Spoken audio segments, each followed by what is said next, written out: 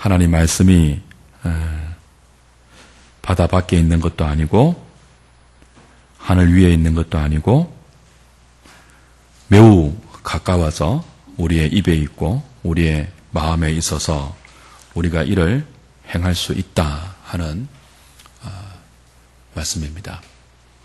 하나님 말씀이 우리의 구원에 충분한 말씀이며 구원을 얻는 믿음에 부족함이 없는 명확한 말씀이고 구원 얻은 자가 하나님의 능력과 은혜 가운데 이를 행할 수 있는 분명한 교훈이 된다는 그런 것이죠. 멀리 있어서 그 말씀의 진리를 내 것으로 만들기 위하여 하늘 위로 올라가서 탐구할 것도 아니고 바다를 건너가서 찾아야 할 것도 아닙니다. 우리의 입술에 주셨고 우리의 마음에 주셨는데 그게 분명하고 충분하고 완전하고 명료하여서 능히 이를 듣고 이를 행하고 알고 깨달을 수 있는 말씀이다 하는 것이죠. 이 말씀을 중심으로 해서 오늘 알기 쉬운 교회학 서론 7번째 성경 3번째 시간을 함께 하도록 하겠습니다.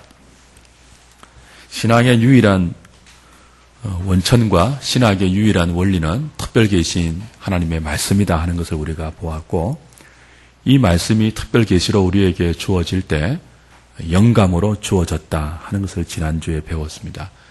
성경에는 하나님께 속한 고유한 속성들, 특징들이 몇 가지 있는데 지난주에 우리는 영감성과 모성을 배웠어요.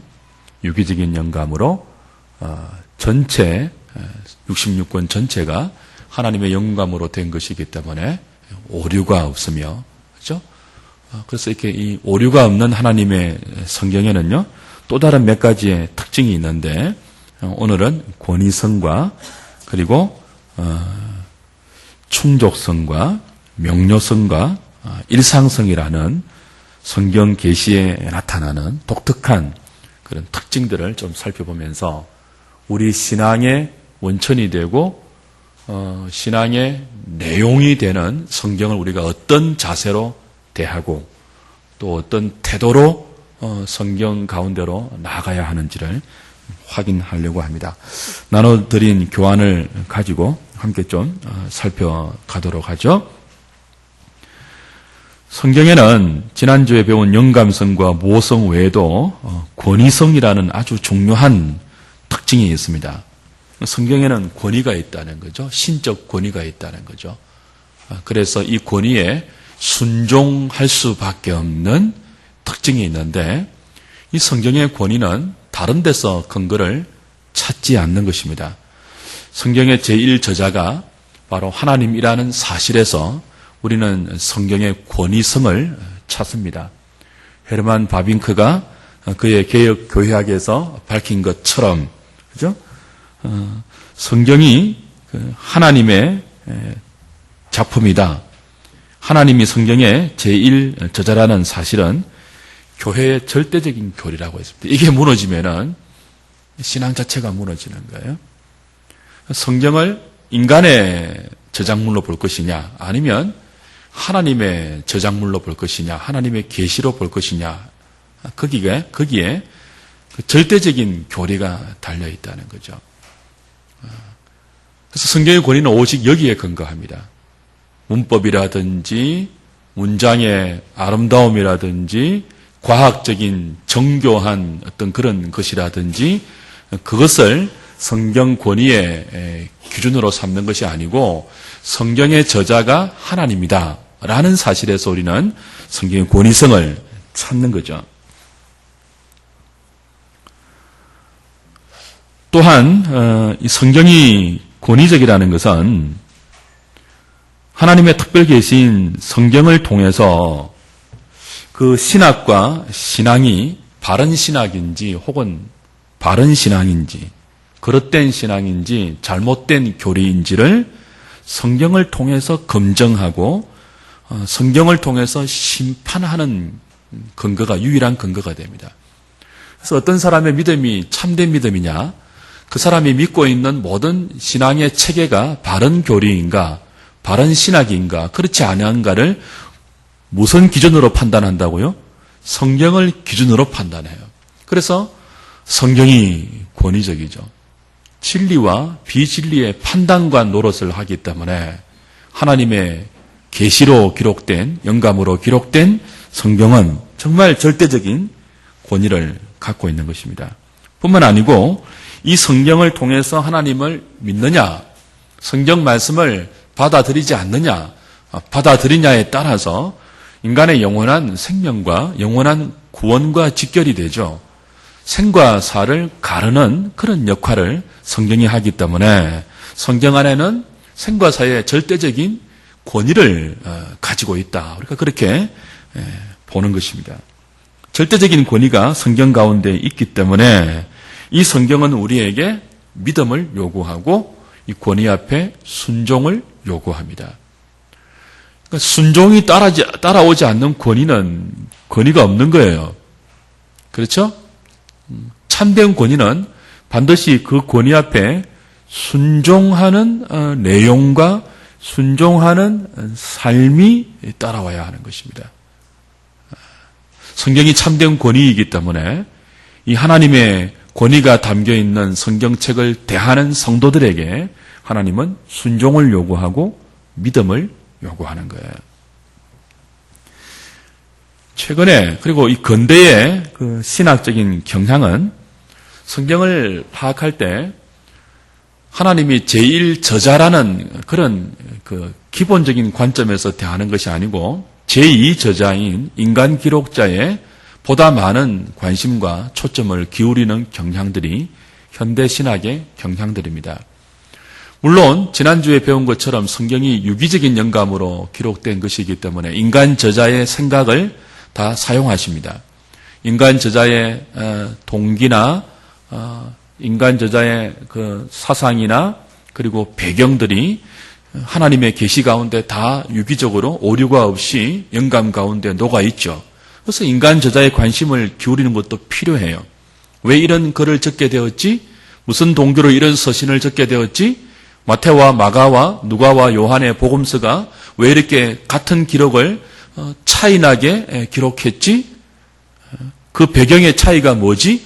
분명히 관심을 가져야 함에도 불구하고 그럼에도 불구하고 그 인간 저자들을 사용해서 성경을 기록해 하신 원저자인 하나님보다 인간 저자에 더 관심을 기울이는 태도는 성경의 권위성을 바로 이해하는 성도의 마땅한 태도가 아닌 것을 우리는 유념해야 합니다. 이건 그와 같은 거예요. 성막을 모세가 지었습니다. 하나님의 지시 가운데 하나님의 설계도대로 모세가 성막을 지었어요. 그러나 아무도 성막에서 모세를 찾지 않습니다. 우리는 성막에서 하나님을 찾습니다. 성막에서 아무도 모세를 만나려고 가는 것이 아닙니다. 성막을 찾는 이는 거기 임재해 계신 하나님을 만나기 위해서 갑니다. 동일합니다. 성경은 인간 저자를 영감시키셔서 하나님의 특별한 구원의 계시를 우리에게 기록으로 남겨주신 신앙의 유일한 원리입니다. 유일한 원천입니다. 비록 인간 저자가 적었다고 해도 우리는 이 성경을 통해서 그 인간 저자를 찾는 것이 아닙니다. 그 인간 저자를 만나기 위해서 읽는 것이 아닙니다. 성경을 통해서 우리는 성경의 원저자인 하나님을 만나기 위해서 성경 가운데로 들어가고 성경을 읽고 말씀을 듣고 말씀을 묵상합니다. 그래서 언제나 성경의 권위성을 생각할 때 그 성경의 제1저자가 하나님이라는 사실에서 성경의 권위성이 주어지는 것이며 그런 권위 앞에 우리는 복종하고 믿음이라는 태도로 성경을 통하여 하나님을 만나고 하나님을 아련하고 그분의 은혜 가운데 우리의 삶이 붙잡히기를 원하는 마음으로 성경을 대하고 읽어야 하는 거죠. 그것이 성경이 갖고 있는 권위성이라는 특징이 우리에게 요구하는 믿음의 태도라고 할 수 있습니다. 이런 권위만이 아니고 성경에는 일반적인 권위도, 우리가 생각하는 일반적인 개념의 권위도 들어 있습니다. 예를 들면 주 예수를 믿어라. 그러하면 너와 내 집이 구원을 얻을 것이다. 굉장히 권위적인 선포예요. 회개하라. 천국이 가까웠다. 굉장히 권위적이에요. 도끼 자루가 걸려 있다라는 뜻이 그죠? 불순종하면 저주를 받을 것이다. 굉장히 권위적이에요. 성경 곳곳에 우리는 이 권위적인 하나님의 말씀을 대할 수가 있습니다. 그래서 많은 사람들이 이 권위적인 말씀 때문에 걸리는 경우가 있습니다. 죄인된 인생의 습성 중에 하나는 권위를 거부하는 거죠. 권위를 독재로 오해하게 만드는 거죠. 권위, 오소리티 아닙니까? 이 권위가 잘못 시행되면 언제나 독재가 돼요. 오소리테리안. 그죠? 권위는 힘을 가진 자가 동원하는 일종의 사랑인데요. 그 힘을 가진 자가 그 힘을 잘못 사용하면 그건 권위로 시행되는 것이 아니고 독재로 발동되게 됩니다.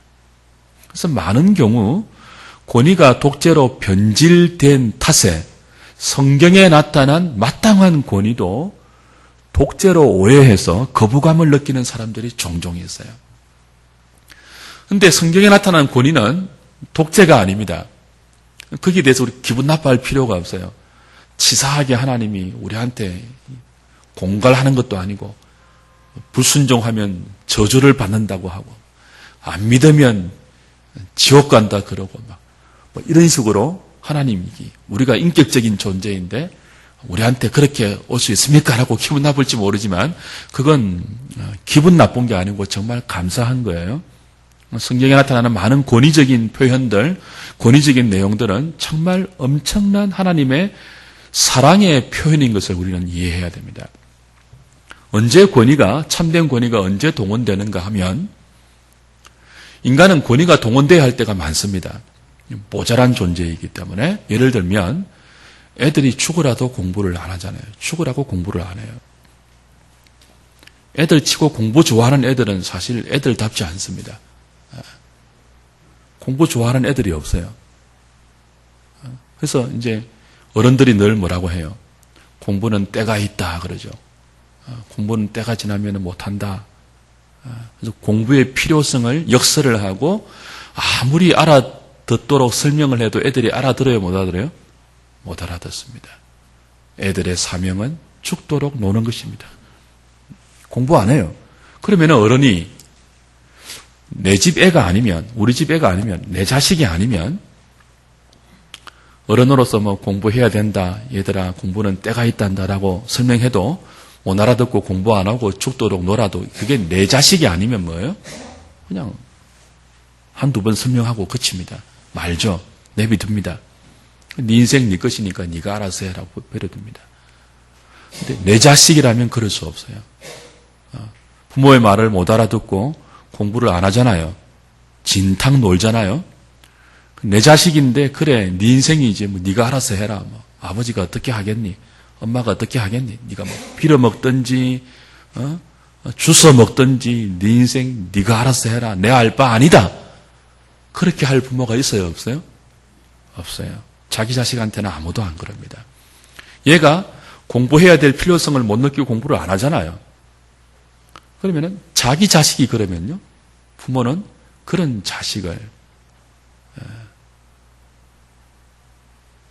협박을 하죠. 때리든지. 너 공부 안 하면 죽어. 너 호적 파버린다 그냥. 이놈의 자식 밥 안 줄까 보다 막 해요. 이제 왜 그래요? 말로 설득이 안 돼요. 말로. 아무리 설명해도 못 알아들어요. 그럴 때는 버릴 수 없는, 설명을 해도 못 알아들었기 때문에 포기하지 않는, 포기할 수 없는 대상이 내 자식이기 때문에 부모의 힘이 이제 동원이 되는 거예요. 너 공부 안 하면 정말 죽는다. 너 정말 빌어먹으려고 그래? 이게 뭐예요? 죽어. 뭐 이게 권위라고요, 권위. 아버지의 권위를 내세우는 거예요. 엄마의 권위를 내세우는 거예요. 애는 못 알아들어도 뭐예요? 엄마, 아빠의 힘 앞에 굴복하는 척 하죠. 이건 뭐예요? 사랑해서 그러는 거예요, 사랑해서. 못 알아듣는 자녀에게 포기할 수 없어서 사랑하는 부모가 동원하는 부모의 힘. 그게 뭐라고요? 권위라고요, 권위. 성경에서 많은 내용이 권위적으로 우리한테 기록되어 있는 것도 그래요.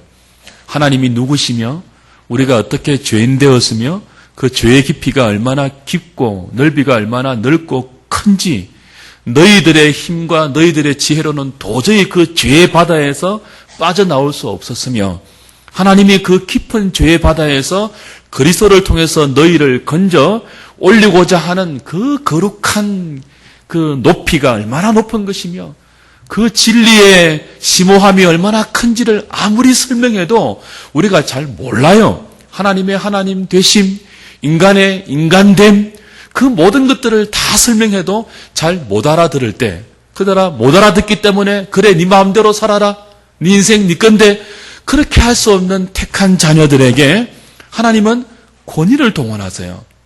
예수 안 믿으면 죽어 이렇게. 너 불순종하면은 그냥 맞아 이런 식으로. 잘 순종하면은 뭐예요? 복 받아. 때로는 사탕을 주고요. 때로는 치사스러울 정도로 협박하는 것처럼 보이는 그 모든 것들이 뭐라고요? 하나님이 문제가 있어서 독재로 그러는 게 아니고 우리가 하나님의 마음을 알아먹지 못하고 하나님의 진리를 다 수용하지 못하고 이해하지 못하는 모자람과 못남과 부족함 때문에 하나님이 그럼에도 불구하고 우리를 포기하지 못하여 우리에게 쏟아붓고 동원하는 하나님의 사랑의 표현이 뭐예요? 권위적이라고요. 권위라고요. 권위. 그게 오소리티예요. 권위는 좋은 거예요. 그래서 사탄은 권위를 늘 좋지 않는 것으로 사람들에게 호도시킵니다. 그리고 권위를 가진 자에게 그 권위의 힘을 남용하게 만들어요. 그 권위가 폭력처럼 발휘되게 만들어서 정당한 권위를 독재로 변질시켜버리죠. 그래서 온 세상이 그냥 정당한 권위조차도 부정하게 만들고 그 권위를 반발하게 만들고 권위에서 벗어나는 것이 자유인 줄 알고 권위에 항거하는 것이 지식인 줄 알고 그게 내용이 있고 실력이 있는 것인 줄 아는 것처럼 하는데 사실은 그렇지 않아요. 우리 인간은요, 유한하고 어리석고 제한적이고 참 목매하기 때문에 하나님의 사랑으로 우리에게 포기할 수 없어서 나타나는 진짜 권위가 얼마나 필요한지 몰라요. 그래서 우리는 성경을 대하면서 이 권위 앞에 순종으로 반응할 수 있는 삶의 태도를 배워야 돼요. 잘 납득이 안 돼도요. 하나님 말씀이 잘 이해가 안 돼도요. 잘 수납이 안 되어도 무엇으로 알아야 돼요? 이건 나를 사랑해서 주시는 말씀이다. 이걸 지키면 정말 복이 된다. 이게 생명이다. 라는 믿음 안에서 하나님 말씀에는 무조건적인 믿음과 순종으로 반응해야 하는 그런 의무와 그런 책임이 또 그런 마땅한 반응이 우리에게 주어지는 거죠. 그게 성경에 나타난 권위성이라는 독특한 속성입니다.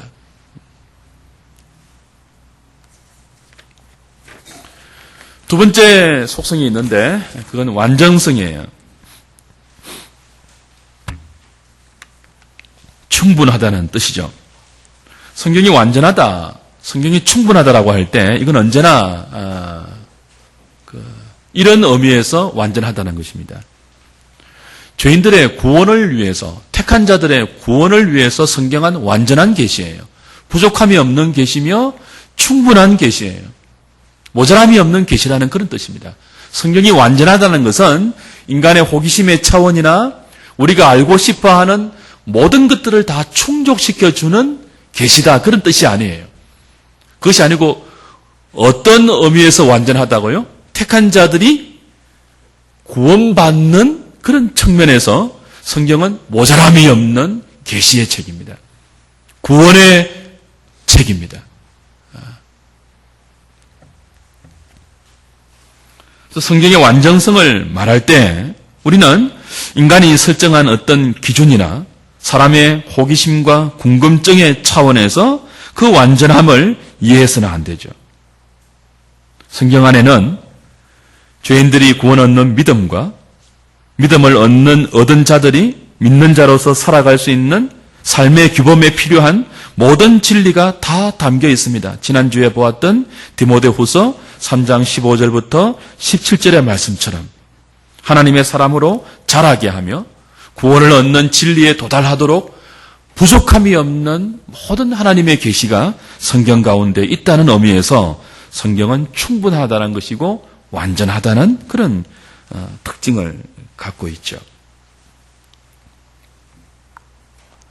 신명기 4장 2절에 보면 내가 너희에게 명하는 말을 가감하지 말고 보태거나 빼지 말라고 했죠. 내가 너희에게 명하는 너희 하나님 여호와의 명령을 지키라 그랬습니다. 요한계시록 22장 18절 19절 말씀 보면 만일 누구든지 이것들 외에 더하면 하나님이 이 책에 기록된 재앙들을 그에게 더하실 것이고 만일 누구든지 이 책의 예언의 말씀에서 제하면 하나님이 이 책에 기록된 생명나무 및 거룩한 성에 참여함을 제하여 버린다 했습니다. 계시록만이 아니고 신구약 성경 66권 전체가 부족함이나 모자람이 없어서 보탤 필요도 없고 뺄 필요도 없는 완전한 구원의 책이래요. 만약 하나님의 계시의 책인 성경이 66권으로 부족해서 또 다른 은사가 필요하고 또 다른 진리와 구원을 담은 내용이 필요했다면 하나님은 이런 말씀 주시지 않았을 거예요. 더해 주셨을 것입니다. 만약에 하나님 말씀이 오버해서 넘치는 어떤 말씀이라면 감하게 허락했을 것입니다. 그러나 하나님 말씀은 충분하고도 완전하고 넘치지도 않는 정말 죄인들이 이 성경을 통해서 하나님을 알고 구원 가운데로 믿음 가운데로 나가기에 아무 모자람이 없는 충분한 진리와 충분한 계시를 담고 있는 완전한 하나님의 말씀이죠. 더해서도 안 됩니다. 뺐어도 안 됩니다. 이것이 부족하다고 우리의 신앙에 성경 외에 다른 내용과 다른 체험과 다른 지식과 다른 은사를 붙여서는 안 돼요. 이것이 넘친다고 성경임에도 불구하고 그걸 제했어도 안 돼요. 하나님의 말씀인데 그게 완전성이죠. 현대의 많은 교회들이 성경만 가지고 신앙생활을 하는 것을 심심하다고 생각하는 경향들이 늘고 있습니다. 그래서 성경 외에 많은 것들을 교회 가운데 도입하는 것은 배교로 가는 지름길임을 우리는 유념해야 합니다.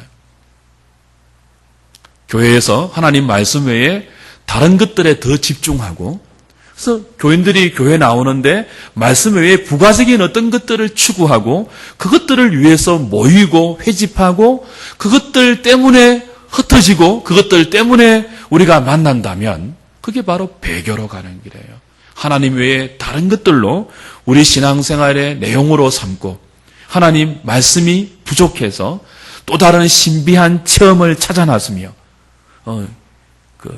신령한 사람을 찾아 나서며 신기한 것들을 찾아 헤매는 것 그럴 수 없는 거죠.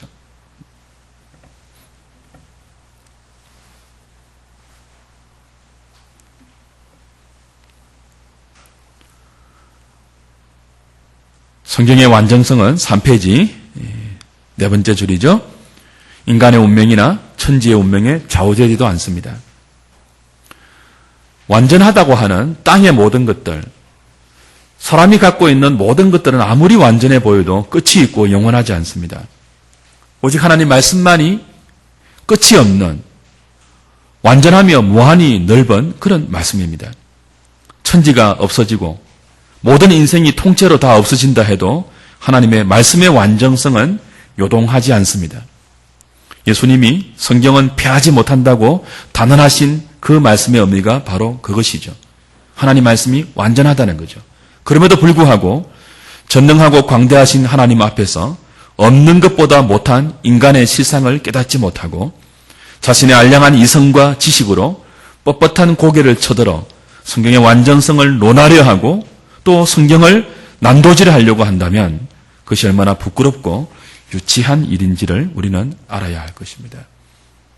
우리의 지성으로 이해가 안 된다고 성경이 완전하지 못한 것이라는 말을 정말 부끄러운 생각들이에요. 사람이 얼마나 하나님 앞에서 보잘것없는 지성을 갖고 있으며 우리가 깨닫고 있는 많은 수많은 지식들이 광대하신 하나님의 지식 앞에 얼마나 티끌 만한 것인지를 모르는 자들이 자신의 지성으로 자신의 지식과 자신의 이성으로 성경이 틀렸느니 완전하지 못하느니 이렇게 한다는 거죠. 세 번째, 성경은 명료한 하나님의 계시입니다. 분명하다는 뜻이죠. 구원을 위해서 필수적으로 알아야 하고 믿어야 하고 지켜야 하는 모든 것들에 대해서 성경은 모호하지 않습니다. 분명하게 말합니다. 예수 믿어야 구원 얻는다. 예수 외에는 구원에 다른 길이 없다. 길과 진리요 생명이신 예수님 외에로 아버지께로 가는 길이 없다. 분명하게 말해요. 예수 믿는 사람들이 어떻게 살아야 하는지 성경은 모호하지 않습니다. 애매하지 않습니다. 분명하게 말합니다. 너희들은 빛의 자녀다. 어둠의 일에 참여하지 말라. 분명하게 말해요. 절대로 모호하지 않습니다. 명료합니다. 그러나 성경이 명료하다는 말은 성경에 있는 모든 단어들과 모든 문장들이 모든 사람 앞에 다 명료하다는 뜻이 아닙니다. 어떤 사람은 성경을 아무리 읽어도요 무슨 뜻인지 몰라요. 그죠? 아무리 지식이 많은 사람들도 성경 앞에서 무슨 뜻인지 몰라 하는 사람들이 많이 있습니다. 그런데도 왜 명료하냐 성경이? 모든 사람에게 명료한 뜻이 아니에요. 택한 자들에게 성령의 조명 가운데 하나님의 영감으로 지어진 이 말씀이 진리로 깨달아지는 그때 모든 것이 명료하다는 거죠. 바울이 고린도서에서 뭐라고 했습니까? 만일 우리의 복음이 가려져 있으면 그것은 멸망할 자들에게 가려진 것이다라고 했죠. 성경을 아무리 봐도 깨닫지 못하고 이해하지 못하는 자들이 많은데 어떻게 성경이 명료합니까? 성경을 보고도 깨닫지 못하고 그 믿음의 도리에 대해서 알지 못하는 자들은 어떤 자들이라고 말한다고요? 복음에 가리운 자들이에요. 복음에 가리운 자는 성경이 불명하게 해서 복음을 깨닫지 못하는 것이 아니고 그건 버린 자들이에요. 멸망한 자들에게 가려진 것이라고 했죠. 그래서 성경이 명료하다는 것은 언제나 믿음으로 그렇다는 것입니다. 믿음이 있는 자에게 하나님이 눈을 열어주셔서 그 성경이 명료하게 깨달아지는 거예요. 배우지 못한 자라 할지라도. 하나님은 믿음을 통해서 아무리 무식한 자라 할지라도 그 하나님 말씀을 펼쳐서 읽을 때 구원의 도리가 깨달아지고 하나님 나라의 진리가 명료하게 다가온다는 의미에서 성경은 명료하다는 것입니다. 그럼에도 불구하고 인간의 호기심적인 차원에서 성경을 파고들고 대하면 돌이킬 수 없는 미궁의 혼란으로 빠질 수 있습니다. 과학적인 접근, 역사적인 접근, 그게 무조건 필요 없다는 게 아니에요. 문법적이나 문학적인 접근 필요하죠. 나중에 우리 성경 해석할 때 배울 건데 첫 번째 해석의 원리가 문법적 해석이에요. 필요해요. 그러나 그것만 가지고 성경을 대하면 미궁에 빠질 수가 있습니다. 언제나 믿음으로 성경을 대해야 되죠. 한편 성경의 명료성은 사랑 안에서 성립되는 독특한 특징입니다. 성경에. 여러분, 한 사람과 한 사람이 사랑하면 분명해집니다. 우리가 사랑에 빠지면 내가 사랑에 빠진 그 사람은 분명해야 합니다. 사랑하는 두 사람은 모호하지 않습니다. 사랑하는 두 사람은 애매하지 않습니다. 분명하게 마음과 마음이 통합니다. 성경이 어떤 자에게 명료합니까? 하나님 안에 거하는 자, 하나님이 그 안에 거하는 자, 사랑으로 그리스도와 연합되어 있는 자, 하나님을 사랑하고 하나님의 사랑을 아는 자, 그 사랑 안에서 성경은 명료하게 우리에게 다가옵니다. 하나님을 사랑할 때 하나님의 모든 말씀이 모호하지 않습니다. 이해가 안 돼도 분명하게 다가옵니다. 사랑 안에서 말입니다. 사랑은 모든 것을 명료하게 밝혀줍니다. 성경이 불명료하게 여겨진다면 하나님을 더 사랑하도록 우리가 애쓰고 기도해야 하는 거죠.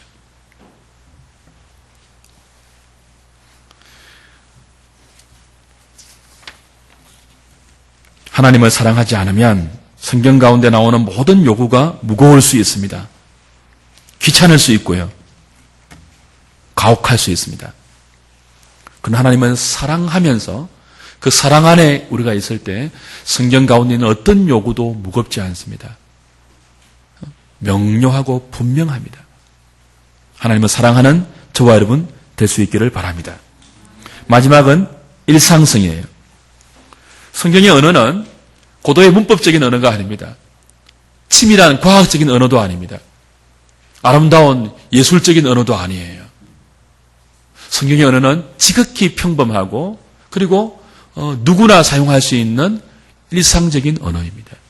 히브리 사람들, 헬라 사람들이 그들의 삶의 터전에서 울고 웃고 기뻐하고 슬퍼하고 살아가면서 느끼는 모든 삶의 보편적인 일상들 속에서 주고받는 말들, 표현하는 표현들, 그 말과 그 표현으로 우리의 일상의 언어로 쓰여진 하나님의 특별한 계시예요.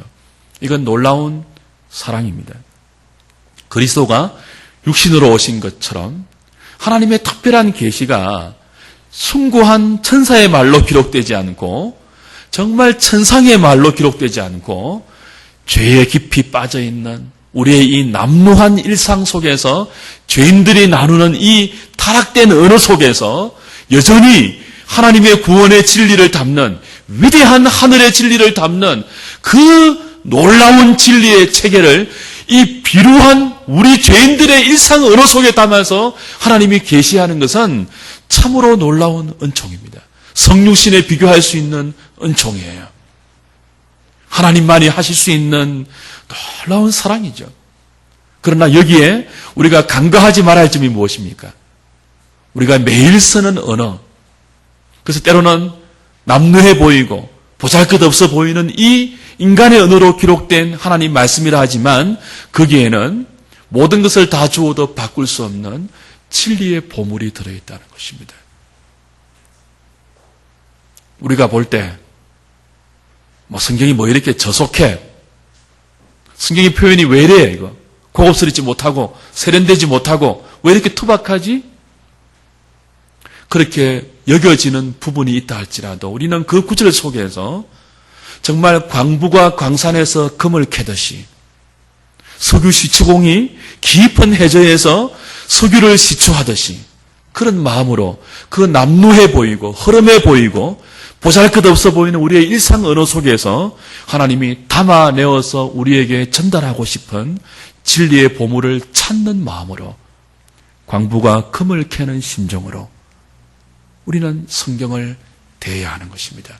우리의 일상 언어로 표시하시는 하나님의 은혜에 감사하면서 동시에 목마른 사슴처럼 목마른 광부처럼 줄인 마음을 가지고 성경 앞으로 달려갈 수 있어야 할 것입니다. 이것이 성경 가운데 나타나 있는 고유한 특징, 권위성, 완전성, 명료성, 일상성이라는 네 가지의 특징이었습니다. 이 신앙의 유일한 원리가 되고 우리 신앙의 유일한 원천이 되는 성경 말씀을 대할 때 이와 같은 고유한 속성들을 잘 이해하고 이 속성들이 우리에게 요구하는 태도들을 가지고 하나님 말씀 앞으로 달려가는 저와 여러분 될 수 있기를 주의 이름으로 축복합니다.